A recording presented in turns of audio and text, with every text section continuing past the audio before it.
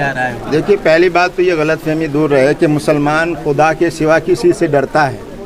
मुसलमान किसी ऐसे क्रिमिनल लोगों के कुछ गिरोह से या कुछ लोगों के झंडा फहराने से या कुछ सरकारी जो मंत्री और मुख्यमंत्री हैं उनके बहुत सख्त बयान देने से कोई मुसलमान जो है डरता नहीं है। डर फैलाने की कोशिश वो करते हैं, लेकिन वो कभी डर फैलाने में कामयाब नहीं होंगे। मुसलमान इस देश का उतना ही नागरिक है जैसे कोई और है, और इस देश और समाज को नुकसान पहुंचाने वाला कोई कानून बनता है तो उसके खिलाफ मुसलमान भी विरोध करेगा और दूसरे लोग भी इस विरोध में शामिल होंगे। तो जो इस तरह के कानून हाथ में लेने वाले जो तत्व हैं, जो क्रिमिनल एलिमेंट्स हैं, उनको रोकना सरकार की जिम्मेदारी है। और अगर ऐसे लोगों को संरक्षण दिया जाएगा तो समाज में एक अराजकता फैलेगी, समाज में लाकानूनियत फैलेगी, और उसके लिए जिम्मेदारी किसी और की नहीं है, वो सरकार की जिम्मेदारी है। तो आपको लगता है कहीं ना कहीं देश को जो है दो पक्षों में बांटा जा रहा है, राजनीति का स्तर कहीं ना कहीं नीचे होता जा रहा है? नीचे नहीं, मैं समझता हूँ कि इतना नीचे चला गया है राजनीति का स्तर जिसके बारे में हम सोच भी नहीं सकते थे कि आप इस लेवल पर चले जाएंगे कि आप एक कम्युनिटी को अलग थलग करने के लिए और उस पर अत्याचार करने के लिए, उसको दबाने के लिए ऐसे कानून बनाएंगे जो सबसे अलग होंगे। यानी जो अधिकार सिखों को और हमारे हिंदू भाइयों को और हमारे सिख क्रिश्चियन को जो अधिकार मिले हुए हैं वो अधिकार सबको मिलेंगे, लेकिन मुसलमान को नहीं मिलेंगे।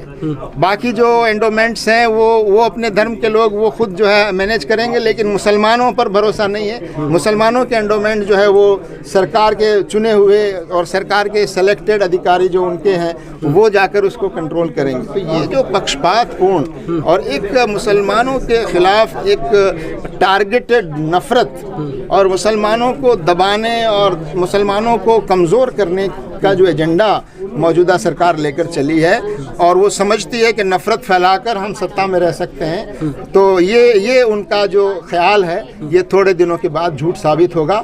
नफ़रत का एजेंडा इस मुल्क में नहीं चलेगा और सरकारों को भी नहीं चलाने दिया जाएगा। और देश की जनता अब धीरे धीरे समझ रही है, हमारा हिंदू भाई और हमारे दूसरे धर्मों के लोग भी इस चालाकी को, इसको समझ रहे हैं कि कौन देश को बांट रहा है, कौन समाज को बांटने की कोशिश कर रहा है। तो मैं समझता हूं कि अब हमारे हिंदू भाई भी बड़ी संख्या में जो है सरकार की इस नीति को समझ गए हैं कि ये जो समाज को आपस में बांटना राजनीति के लिए और देश और समाज को नुकसान पहुंचाना, ये बहुत खतरनाक है।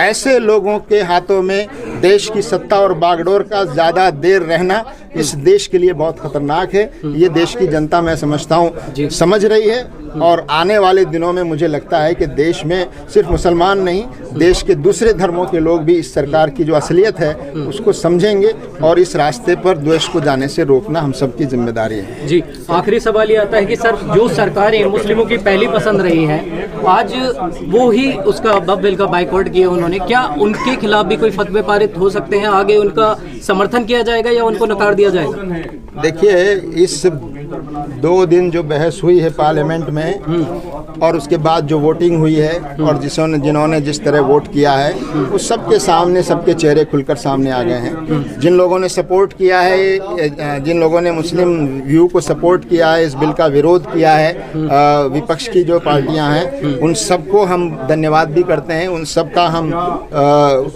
शुक्रिया भी अदा करते हैं कि उन्होंने पूरी ताकत के साथ इस बिल को रोकने की कोशिश की है।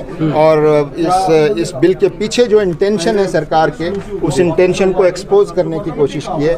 लेकिन जिन सेक्युलर पार्टियों से हमें उम्मीद थी और जो सरकार के साथ हैं इस वक्त, उनसे हमें ये उम्मीद थी कि शायद ये इस बिल को पास करने में सरकार की मदद नहीं करेंगे और ये मुसलमानों के साथ खड़े होंगे, मुसलमानों के साथ होने वाले इस अन्याय को रोकने में वो अपना रोल अदा करेंगे।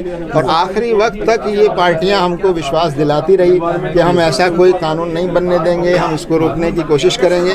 लेकिन उनका रवैया सामने आ गया, देश की जनता ने उनको देख लिया, मुसलमानों ने भी वो चेहरे पहचान लिए। वक्त आने पर उनको सही जवाब भी मिलेगा, राजनीतिक जवाब भी मिलेगा, और मैं समझता हूँ इन पार्टियों को राजनीतिक तौर पर बहुत बड़ा नुकसान आने वाले दिनों में उठाना पड़ेगा। उसके लिए तैयार रहना चाहिए। NGTV, the voice of common people।